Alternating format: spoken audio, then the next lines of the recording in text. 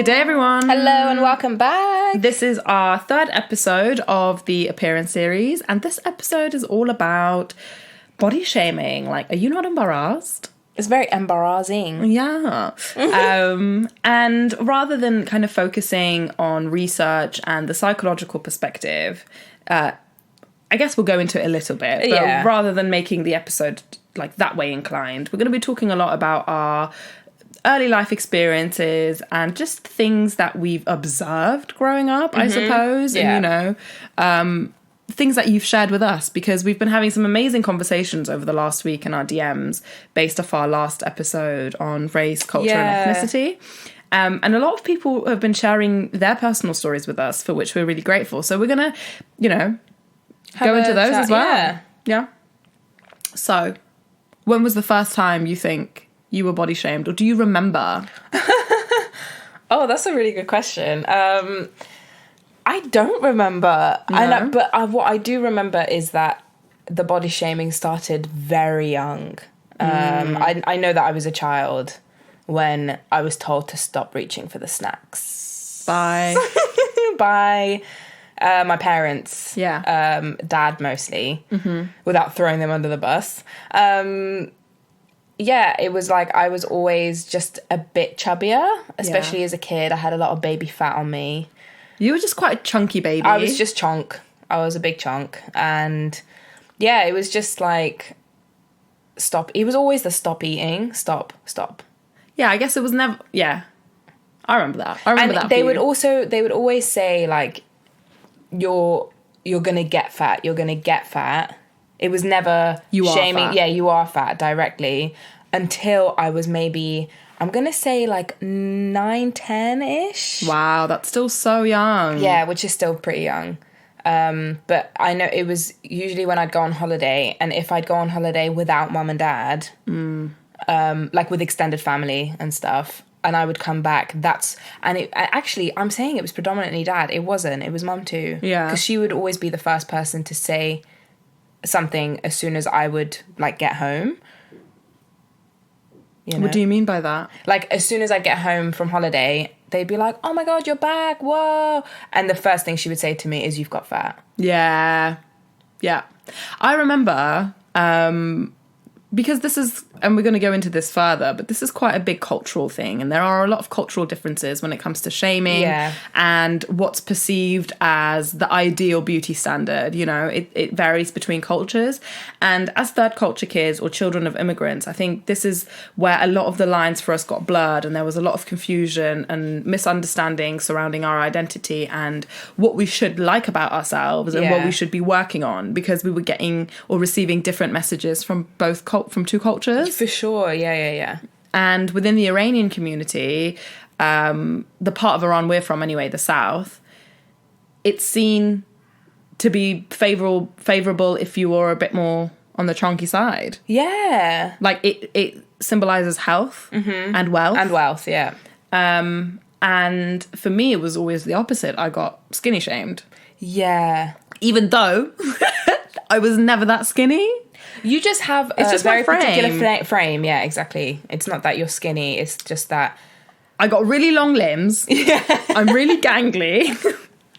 And it gets misconstrued for skinniness. But I've always had like a belly on me. I've always had a butt, Yeah. I gain weight quite easily. It's not a thing.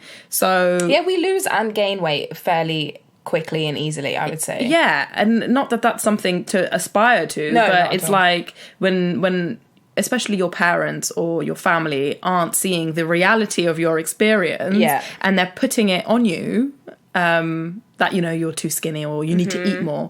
And I think for me as well, it was always the notion of you're unhealthy by being this skinny. And I feel like you were always made to feel like you were really weak within your body. Yeah. And that was said to you all the time. All the time. And just because me and and maybe some of my other cousins who are on the bigger side were a little bit bigger, it was like, whoa, they've got so much strength. Like, do you know what I mean? Yeah. Like, and they would call, like, if we would get into physical fights when we were kids, they'd be like, "Oh, but she is so heavy-handed." About you? Yeah. Or anybody who was slightly bigger. Even though I'd knock you out, mate. Yeah, I don't know about that. Definitely. And I think, especially for mom and dad, obviously the cultural thing is different, is one thing. And Definitely. then on the other hand, I think when I was a child, I was quite a fussy eater, so I wouldn't eat. Yeah. And I think they took that narrative and they just kind of applied it to my whole life. Yeah. I'm not like that anymore. No. You know? No, but it worked the opposite way for me you. because I was not fussy in the slightest and I like everything. Yeah. And they'd be like, okay, that's a problem. Yeah, definitely. You know, and culturally, I think it was really awkward because I'd get body shamed at home and then I would go into school and I'd complain about my weight like, you know, a normal child would and be like, oh, I'm so fat and I don't look good in this and blah, blah, blah. And sometimes other kids would look at me and just be like, why is she concerned about her weight? Because we were so young. Of all the things that you should be concerned about. Things. And not only them, but their parents. Yeah. And their parents would always look at me and be like, but you're so... And I always had my friends' parents telling me like, oh my God, you're so young, you should not be concerned about your size. And those are your developing years, you know. That's the thing, because when I got older, it was almost like I kind of evened out. Like I balanced out. I don't know. Like I kind of fell into the weight that I was always supposed to be. But when I was younger, that fluctuated so much. Yeah, but you're a teenager. And Yeah. you like hormones and everything else. And I think there's such an expectation that's placed on kids that's completely unnecessary. It's ridiculous. Yeah, definitely. But the one thing about mom and dad is that they're very open to having these conversations. So as soon as we got a bit older and we sat down with them and we were like, no, you can't do that. you can't talk like that. And the thing with mom was, one of the things that she used to do, and she definitely doesn't do it now, and she calls out anyone who does it, but when we were younger and we'd go to Iran in the summer, she'd see her like childhood friends or whatever who'd had kids, and you would go and visit them and everything, and she'd be like, "Vay chaqad chaq shodi," you know? Oh wow, yeah. And we would be shook. In translation, she'd be like, "Wow, you've put on so much weight," to her friend and her friend's we would kids. have a go at her. And we'd be like, "Mom, you can't say that." And she's like, "Why? They need to know." Whereas now she's like, "Look, whenever someone puts on weight or they lose weight, they're always the first person to notice. There's no Exactly. need There's to point no that out need. to them, Yeah. you know? And why do we value weight so much? Like I said in the last episode, it's essentially just a meat suit, Exactly. you know? Yeah. And I kind of came to the conclusion that it really doesn't matter, and there's nothing that I can do that's a right in their eyes when it comes to my weight. Because when I went to university and I lost all that weight, I was like, oh, finally I'm skinny. Like, look how I want, and it's all amazing. And I came back home and they were like, you're too skinny, you're not eating. And suddenly that became a problem. Yeah. And oh, you're vegan and it's so extreme. And oh my God, look what she's done. She's not eating. And it became such a panic. And I was like, I'm either too big or I'm too small. And then I was like, okay, I only need to eat and do everything for my body for myself, period. Absolutely. We had a really relevant DM about this as well. And this person, I'm going to keep them anonymous, said, I loved this episode. I was laughing with you while I was in the supermarket. Thanks so much. And also, I want to add a little bit of my personal experience as well.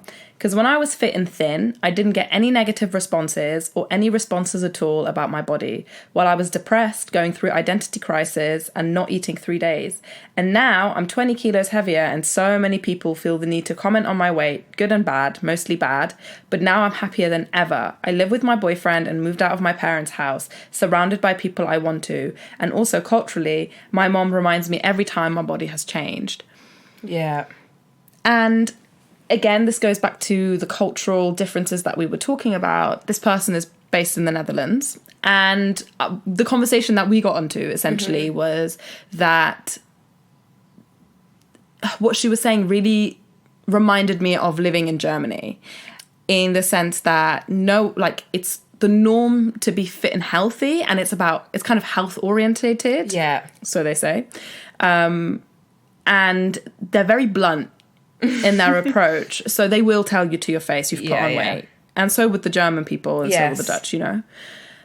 In England, that doesn't happen. No one would dare. No one would dare. That would not happen. Like, you But might... I also feel like the difference is that it is health, or it like, and it's not right, of course, but when you go to places like Germany and the Netherlands, and I would say probably Scandinavian countries too, they will say it to your face and they'll be very direct, but they say it as a concern for your health more so, which is which isn't right. But my point is that they're saying it to do with your health, not to do with the way you look. Yeah. They don't care whether it's fashion or not fashion, or it's a trend to have a big butt or not to have it. Do you know what I mean? It's just, I think it you look overlaps unhealthy. a bit. Yeah. I think the main concern is health. But I think it does matter as well how you look, like looking fit and healthy. Definitely, but I think they put so much more value on being an active person there. Yeah. And people are generally just so much more active and healthy that even if they're not concerned with your health, they can fob it off as that. Yeah. You know, whereas here it's just like, nah, you don't look good. Yeah. Yeah, definitely. Everyone is more fashion conscious here. Definitely. You know? It's not the same. I see what you're saying. Yeah, there's different intentions behind what's being said. But again, I've never heard anyone here outright say to someone else's face, you've put weight on or you've got fat. Like, people only would say that about themselves. Yeah, absolutely. And that got us, like, that caused a little bit of drama for me in my early teenage years. Why? Because mom used to be, you know, I told you what she used to be like. So savage, bougie, savage. ratchet. And on many occasions, I remember one specific one, all my friends came over, like, we had a sleepover, my friends were there in the morning, we were having breakfast, and my mom was like, you need to eat more, to one of my friends. You're too skinny, you're like a stick. And then she made like a gesture with her finger, right? Obviously my friend got super upset, and then my friend group like didn't talk to me for 2 days. Wow, okay. So it had like real life impact on my social life. I'm not blaming my mom, by the way. It's just cultural differences. It's understanding what's appropriate to mention within one culture and what's appropriate within the other. Yeah. Do you think it's appropriate at all to comment on someone else's weight? Not at all. No, I agree. It's not mind your business. Yeah. And I also find a lot of the time you have no idea what somebody is going through with their body. You don't know whether they're dieting or whether they're comfort eating or whether they're on medication. Yeah. You know, you just mind your business. Mind your business. Exactly. And it's such an important topic, I think. And of course, it's not just your parents that shame you or that have this impact on you. Yeah. This is something that you experience in school, whether it's within your friendship group where you're directly comparing yourself. Because let me tell you, my friendship group in high school, they look like models. Yeah. Oh, yeah. To be fair. Yeah. Yeah, your mates. And not just your friendship group, but also outside of that, like being made fun of by boys, you know, or even something embarrassing happening and people being there to see it. Yeah. And we're focusing on weight quite a lot, but another thing was our height, I would say, especially when it came to boys. Like, wow, we're tall girls, and we had our growth spurt pretty early. So we were tall. I was taller than all the boys in my year, I think, until I was maybe like 14, 15. Wow, yeah. Yeah, definitely. And actually, you know, last week, if you follow us on Instagram, we did a poll of, were you ever shamed for anything that then became trendy? Yeah. And we had so many responses, and some of those included, you know, like bushy eyebrows, for a woman, you know, their chin or their jaw being kind of made fun described as manly. Oh, yeah. Yep. What else was there? There was so much, obviously, for people of colour. It's always, you know, their hair, their skin tone. Their nose, their lips, their eyes. Exactly. So we had a lot of those responses, and thank you for those of you who joined. And yeah, it definitely goes beyond weight. I think weight is just the most common thing being discussed at the moment. But for us, apart from our height, acne. Oh. We had terrible We had acne. it rough, Man. And still we were so blessed. And still, the acne was really hard for me. Still. It's only just stopped. at my big age. Yeah. But yeah, when did we start? I think I must have been about 12, 13. Mine when was my acne about started. 14, yeah. And I had it for about 10 years after that. Yeah, and it's still something we struggle with. And serious acne. I mean... And you tried absolutely everything under the sun. And how annoying when people are like, oh, just wash your face, just drink a bit more water. Just drink water. It was always water with me. And I'm like, hello. You're the most hydrated person I know, Thank honestly. you. And then, of course, and the aftermath. Also, back in the day when we were at school, I remember you trying every single skincare product that was within our price range at the time. And obviously skincare wasn't anywhere near as big as it is now. So there was barely anything available. And it was just so hard to figure that out when we were so young. Yeah. And obviously now we've got all the scarring left on our face. Exactly, the aftermath, yeah. And I mean, like, deep scarring. Yeah. So it's something we're reminded of every time we look in the mirror. Yeah. And I think one of the things that causes shame or causes you to feel shame is when you see someone else talking about their insecurities. So if someone came into school and they were like, oh, I've got a spot on my chin. And it would be the tiniest spot. little I'd be spot. like, okay, well, if you're so distraught over this tiny little spot, what must you think about my face? Right. Oh, that exactly. And I felt really frustrated because every time I would go on holiday or go to any hot country, my skin would completely clear up. And it would, honestly, I would look and feel amazing. And then the second I would come back into the UK, my skin would break out again. And I would just feel so frustrated because it always made me feel like me as a human being, like I was not supposed to live here in this country. My body had just not adapted to these conditions. And it was just so irritating. Like, you constantly feel like you should be somewhere else. Yeah. On top of feeling the shame of having acne. Exactly. So you're never happy in, like, the present moment, wherever you are. You always feel like you need to be somewhere else in order to achieve the sense of happiness. Yeah. Because, this big insecurity would be gone. How would you say that culturally we can make that better? I think it starts with acceptance. So for me, it starts with self-acceptance. So accepting yourself and being, I know so many people who completely rock like whatever feature society would deem as embarrassing. And I value that so much. And even though they still have their battles, which, I have no doubt about, I think it's normalizing that we all look different and it's not so black and white that this is the cause, this is why, and this is what you should be doing to get better. That we realize the complexity of our human experience and really honor that. And do you think that the body positivity movement has made that happen?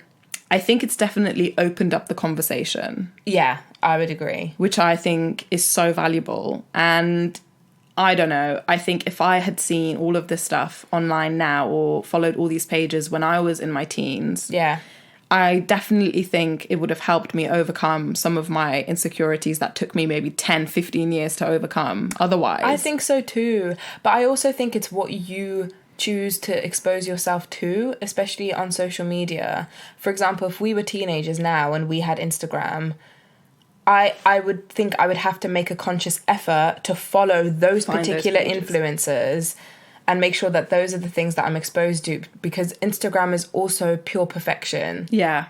Especially when it comes to skin and hair and everything.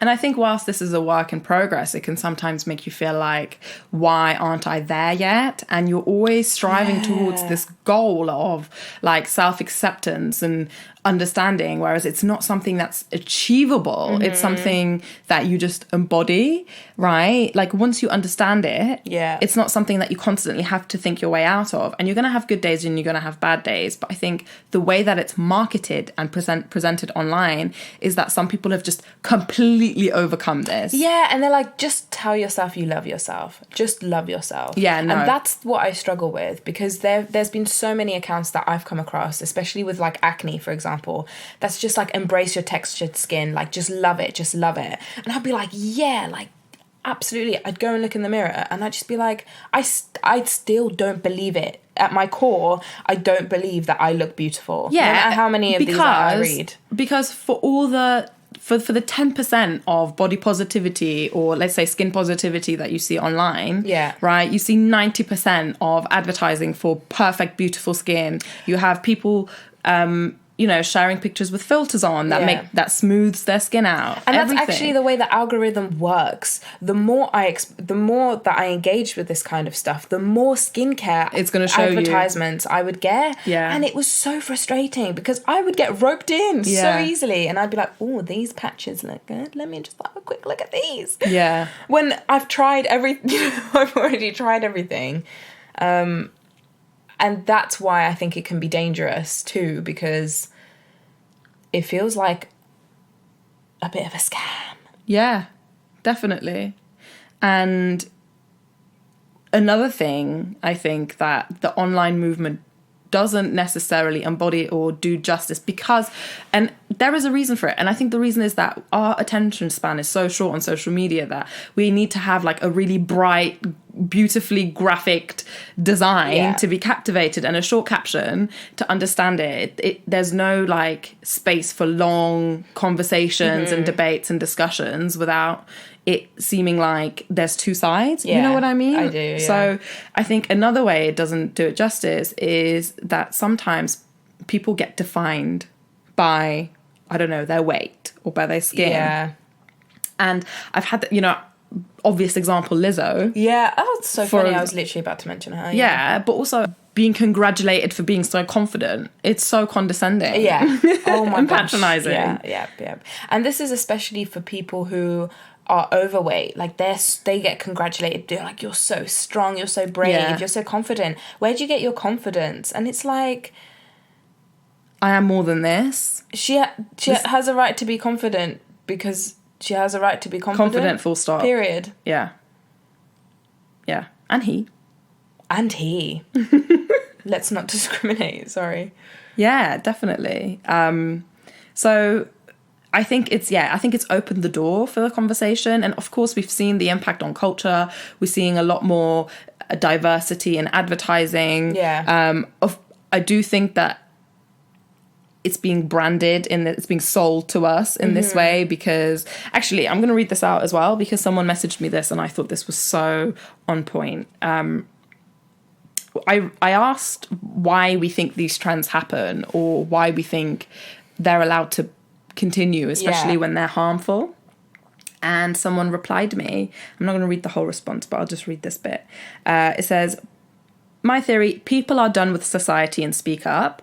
Capitalists use that to actually sell us more stuff and show that we get it. We want the same things as you. Yeah. And so it looks like the world changes and we're pacified, but literally nothing changes except that oppressors found a new creative way to keep the world as it is. Yeah.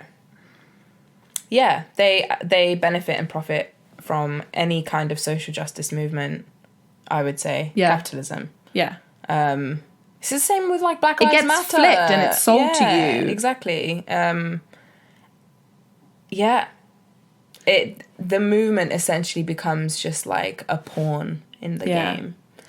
And I think the main thing that made me more comfortable within my body and within the way that I look is this understanding that things are constantly changing and fluctuating, that nothing is stuck or permanent.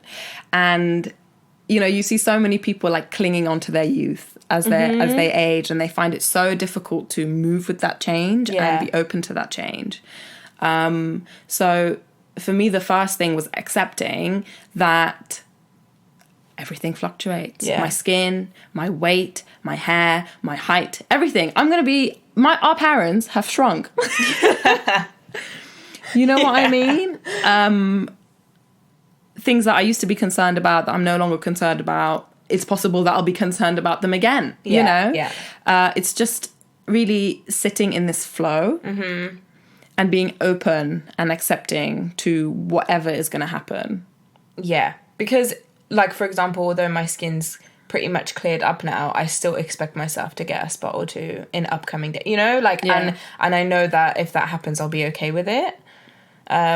What made you be okay with it? That's such a hard question, because I feel like I never became okay with it. Like, towards the end, I'm going to say maybe within the last year or so, I really had a don't give a F attitude. And I wore way less makeup. And it's because I think when I moved to the Netherlands, I knew that I was around people that didn't know me, and I wore less and less makeup while I was there. And then by the time I came back, I was just like, you know what? Like, I have acne. This is what I look like. Get over it. And I knew that it was worse for my skin to wear so much makeup, which I had done for years prior. So, yeah, I kind of just was, I don't know what it was. I just had this thing within me that was just like, rah, it's been like this. And it might be, and also, I remember mum telling me that my acne was not going to go until I had kids. And I've met loads of women who have said the same thing. Yeah. And I was like, you know what? I just need to accept the fact that this is not going to go away until if I have a child. So I just tried to, I didn't want to get too comfortable with it either, but I also kind of stopped fighting it so much. And I was like, look, if this is going to be a part of you until you have a child, then so be it. Yeah. And if I can't find like a partner or somebody who doesn't like it or it's a problem for them, then I'm sorry. That's really not cool. Now that you've said that, I feel like I do need to share that. One of the things that really helped me overcome a lot of my own insecurities was just being in a loving relationship. I felt like that was so healing for my self-esteem, because everything that I'd questioned about myself, this person was just didn't understand. And it wasn't like, oh no, babe, no, that's not true. But actively, like, without me even pointing out my insecurities, them talking about how amazing, they are. And I'm just like, what? Like, really? Am I? Is that my flat butt? It's amazing. Is it? And also, like, with social media, I had to make a conscious effort to unfollow all the influencers that I followed, because that just made me feel 10 times worse. And another thing, my scarring or my acne doesn't necessarily show up in photos. Yeah. And I know that sounds ridiculous considering how bad I've made it sound, but genuinely, like, it just doesn't tend to show up. And one of my biggest fears was always catfishing. Yeah. Especially when I'd like date guys, or I'd go out and I'd be like, oh my God, I don't look like my Instagram photos. But I genuinely wouldn't go out of my way to use a filter or edit them. That's just the way it was. Yeah. And I've also had to tell myself to just be okay with that. If it doesn't show up in a photo, that's not your business. Like, that's not your problem. Yeah, you've not done that on purpose. And even if you have done it on purpose, like, social media is not real. Yeah, exactly. It's not real. And if you meet me expecting something different, then that's on you, mate. Yeah, then I'm sorry to this man. Yeah. And I think as well, for me, it helped to see it through a lens of like compassion and kindness for myself, because I realized all these people, a lot of people, because I was someone who'd be like, oh, this person made me think this about myself, or this person made me think this about myself. Yeah. And I kind of held on to that. And what I realized is none of those people were in my life anymore. And I was the only person who was continuing on with myself throughout my life. And going back to what I was saying about things, changing constantly and fluctuating and compressing and this, that, and the other, this was just a part of it, that people come and go, trends come and go. Yeah. The only constant in life is change. That's one thing you can rely on. Things are going to change, right? So the only thing that's not going to change is that you're going to be with you for the rest of your life. Yeah. So am I going to make this a nice experience for myself, or am I going to continue to beat myself up and shame myself for things that are out of my control? One, out of my control, or even two, I've had to do in order to cope and survive with what's been handed to me in life. You know? That's huge, actually. That was a massive one. Telling myself that it's temporary. And whether it be the next few months or 5 years. Yeah. 5 years in the grand scheme of things I know is that not my skin long. is not going to be like this for the rest of my life. Yeah. It's going to change. So get ready for it to change. Yeah. Yeah. Yeah. And you start to notice, like, how a lot of the voices or the thoughts that pop up in your head, where they come from. Yes. And then you're just like, well, I don't really agree with that anyway. So why am I listening to myself, telling myself this? Yeah. So the most fundamental thing for me was starting to observe the thoughts in my head around my body image, my facial image. And the other thing is as well, really seeing, you know, what are society's beliefs and who's being missed out here, and then realizing that actually it's the majority that aren't being accounted for. Yeah. It's the majority of people who are continuously feeling like this. For sure. And we haven't even talked about able-bodied people and disability. Yeah. And how that's perceived and how that's shamed, as if it's someone's fault. Exactly. Like when we're talking about visible differences, now that can be anything, like whether it's like an acquired visible difference or whether it's congenital and you were born with it. People with a visible difference suffer from so many mental health issues and so much anxiety because they get made fun of when it's something that's completely not up to them. Yeah, definitely. And as I'd mentioned before, I think when you feel physical pain, like for example our cystic acne was painful, or I know for example a lot of women who suffer with endometriosis and they're constantly bloated, their boobs are constantly hurting, right? That severs your relationship with your body. You know, so on top of what society is telling you, you're also having these experiences and you're just like, oh, like F my womb, man, you know?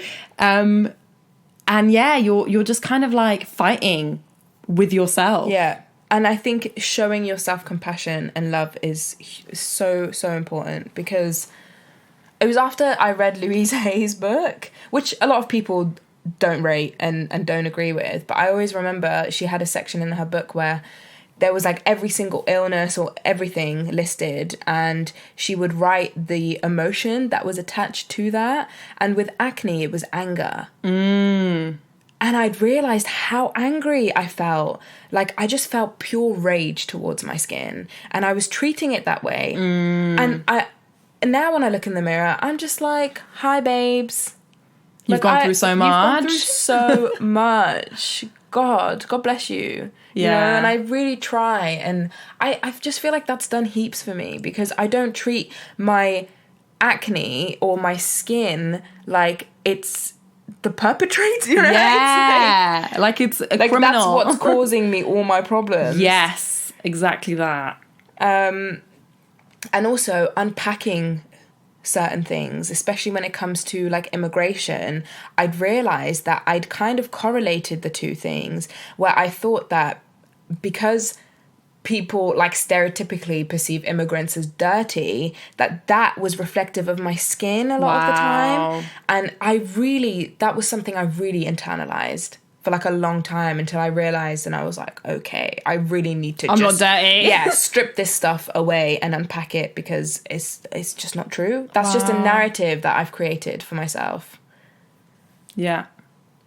It's like two separate things that I've been discriminated for, I've just merged together, which I was like, wow. Yeah, your brain makes those connections. Like if it can compartmentalize. Because I'm trying to make sense of it. Yes. Yeah. And that's the other thing. We're always trying to analyze, evaluate, judge. This is good. This is bad.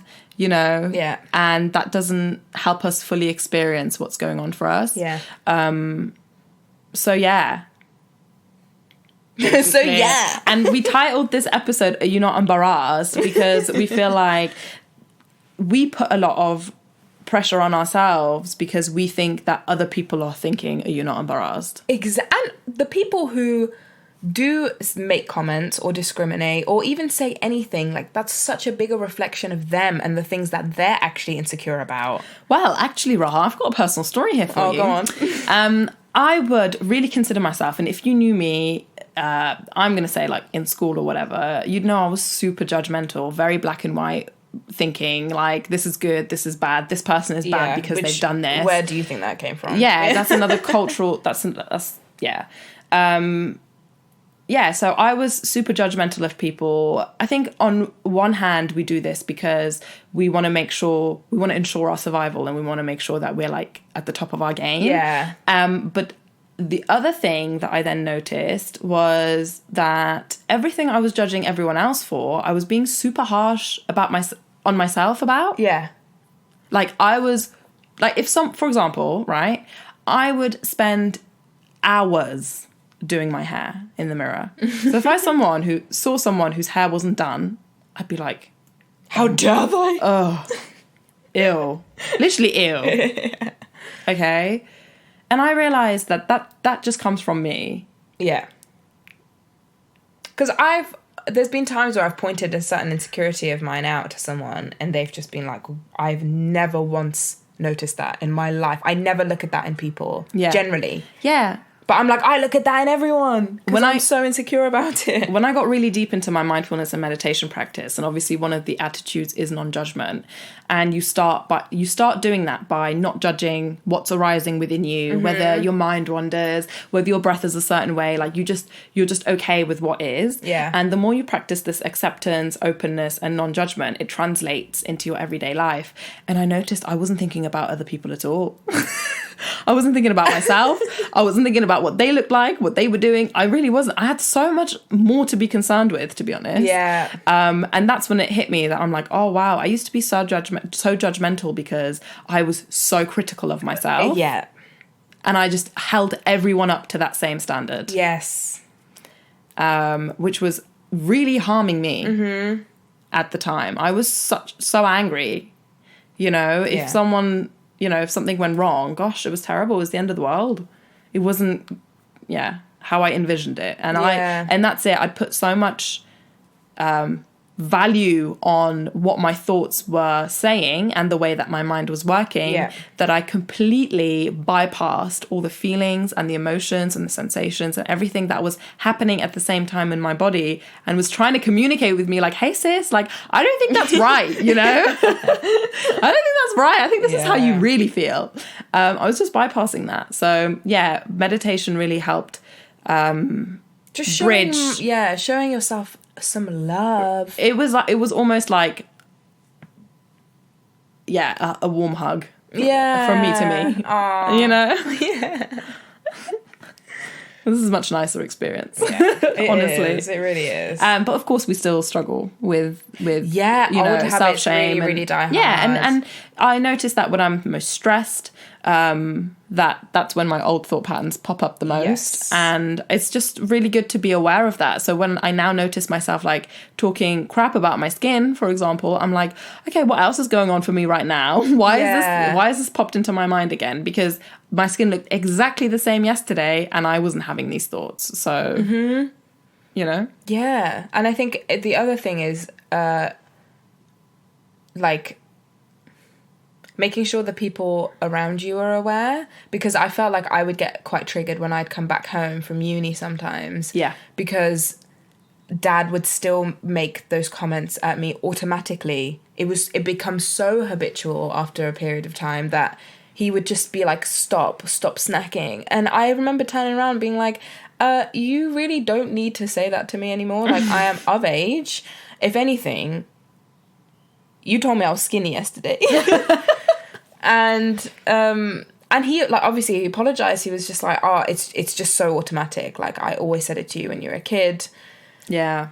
So, yeah, I think it's also making them aware and just being like, definitely. And really, again, going back to understanding and honoring your lineage, looking at all the people that came before you and what they looked like, right? Because there is so much genetic disposition evolved in this, right? A lot of it is genetic. Like, for example, on noses, I've got such an Iranian nose. Like, you spot it a mile off.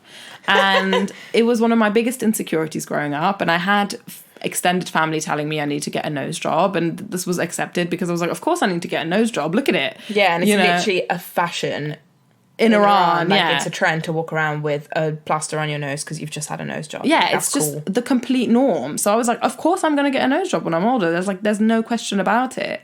And then obviously all this stuff happened. Life happened. Yeah. And I realized, no, I've got this nose because of all the ancestors that came before me. Yeah. It's a symbol of my heritage. Mm-hmm. You know, why would I want to get rid of that? To whose standards? Exactly. Whose standards are you conforming to by getting it? Like, it's just... Yeah.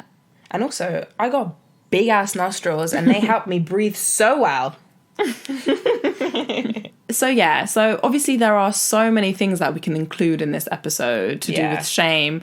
It's completely up to you to decide what that is for you. Mm-hmm. But we really want to open up this conversation and see if you have overcome something that you've been ashamed of. Yeah. How you did that, and what helped you do that. I would love to hear about how. Yeah, please let us know if you've overcome something and how you've done that. Yeah, because it's something that I would say I'm still struggling. Like, even though I've come such a long way, it's still hard, and I'm really open to finding new ways of doing that. Definitely. Yes. So as we're coming near this episode, as we're coming near the end of this episode, you know how it goes. Yeah, song of the week. Oh my god, I don't actually know what mine is. My song of the week this week is Masego, Passport, because he says a line. Oh my god, why am I sounding like this? He says a bit where it's like, he says he needs to get out because things are looking so familiar, and that's just resonating with me because it's lockdown. These four walls. Oh. It's getting to me. My song of the week is Marvin's Mood by Stro Elliott. I was hoping you were going to say Marvin's Room.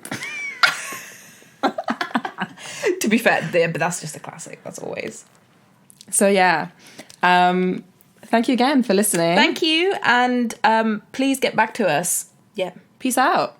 Peace out. Thank you so much for joining us. Thank you. And we'll be back soon. Goodbye. Bye.